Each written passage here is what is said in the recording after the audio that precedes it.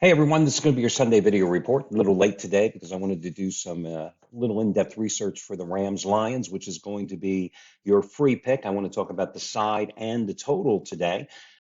In terms of Saturday's free selections, I took a split. I thought the best bet was actually going to be the Browns in terms of the complimentary play, and we saw how that one turned out. I'll tell you what, the Texans were certainly primed. They played great in their season finale, and I think that momentum carried over. One of the things I voiced my concerns with yesterday was I didn't like when teams rested their starters in meaningless Week 18 games. That lack of momentum when you ask for a team that rested starters to suddenly turn the key back on and ask them like they're a fine-tuned car to rev back up after a week off. I think you saw the Browns certainly suffered in that situation yesterday because Texas, by virtue of playing a nip and tuck game down to the wire against Indianapolis, they were the team that came out on fire yesterday, not the Browns. And of course, the other problem with Cleveland, the defense.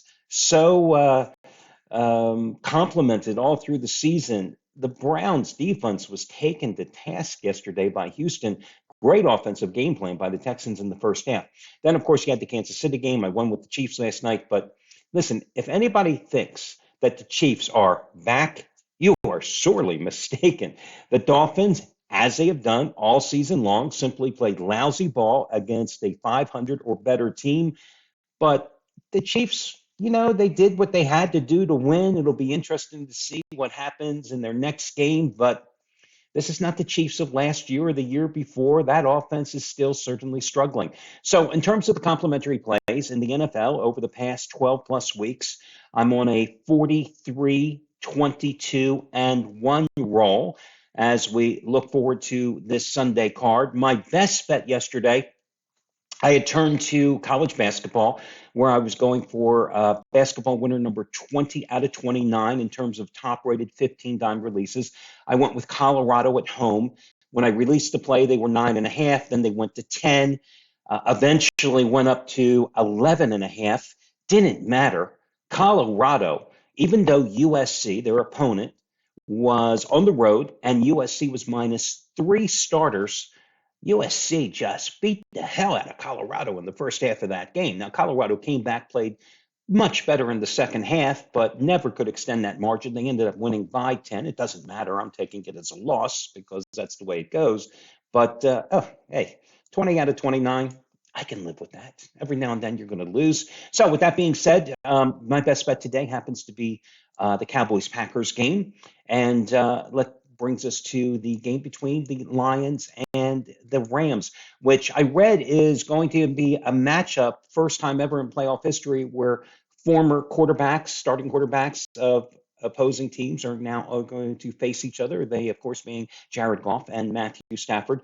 It's kind of interesting. You always look for one metric when you're handicapping games, the opposing quarterback, who's going to have the home field advantage. Well, can you really say Matthew Stafford is at a disadvantage here for after all the years he spent quarterbacking the Lions? He is certainly going to feel comfortable today at Ford Field. And, if you followed me, late in the season, I had a couple raise the bar 20 dime releases and cashed in with them on the Rams and noted Matthew Stafford just found something late in the year.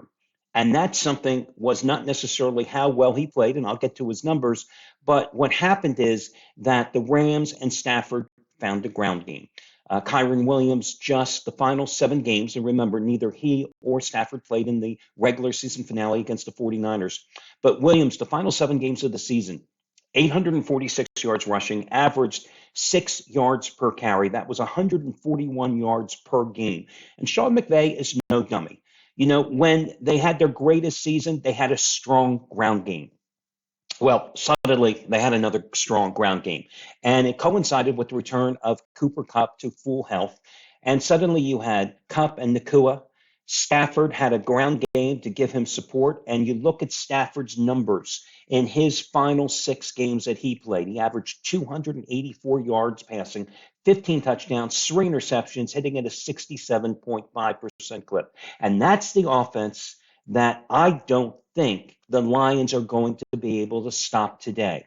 Because if you go back to when they came out of their bye, go back to November 12th, there was a 5 game stretch where they couldn't stop anybody.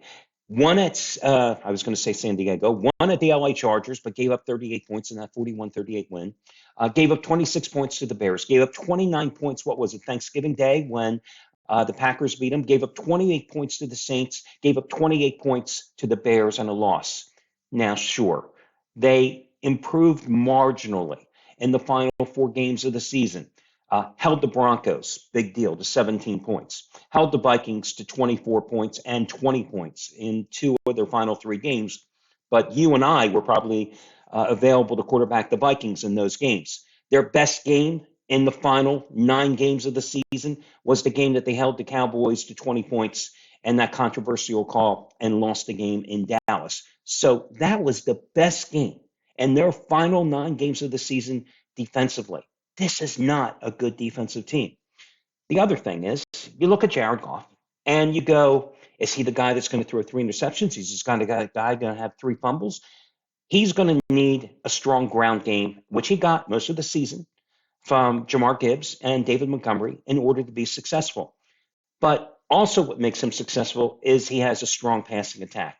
You know, Dan Campbell gets all the props for being less than conservative because he goes all out, he takes chances, and he's always, pushing in the envelope.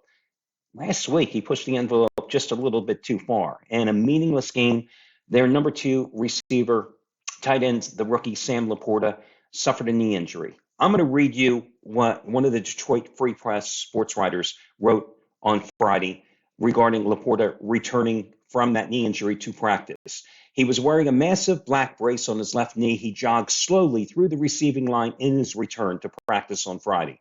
Now, as of a couple of hours ago, and I'm doing this report as of 11:15 Eastern Time on Sunday morning, I saw a note that he was trending towards playing today.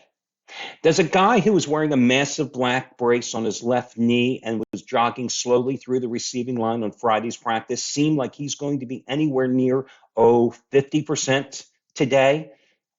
I don't know. And he's your number 2 receiver after having 86 catches for 889 yards and 10 touchdowns. Their number 2 tight end missed the last 3 games with a hip injury. Brock Wright, he's questionable today. Their number 3 tight end, James Wright, is out with a hand injury. That is a depleted Detroit receiving core. So naturally, I do believe they're going to try to run the ball. I think the Rams are going to be able to contain that ground attack, and that's going to put all the more pressure on Jared Goff. Now, who knows Jared Goff and his tendencies better than Sean McVay, the guy who gave up on him? Just saying. That's why I would go and take the Rams plus the points. They're getting 3. I'm naturally, what am I going to say, guys? I'm buying up the half point on Los Angeles. I'm looking at the total here, too, at 52.5 points. I think this one goes over. Yeah. I mean, we had, one over, one under yesterday. I think this game goes over the total. I think that Stafford and the Rams are going to be in attack mode throughout. I don't think the Lions are going to be able to stop them, but I do think the Lions are going to get their share of points as well. I mean, I can see this being somewhere in that 31-24 range.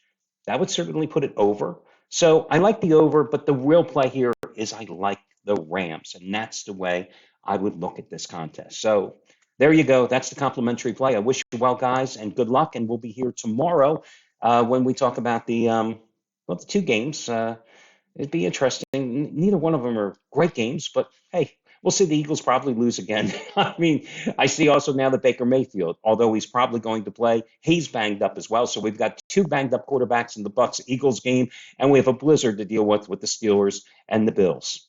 Go figure. That's your Monday night doubleheader. But at least neither one of those games are on Peacock, so that's a plus in our favor. Good luck, everybody. Talk to you again on Monday.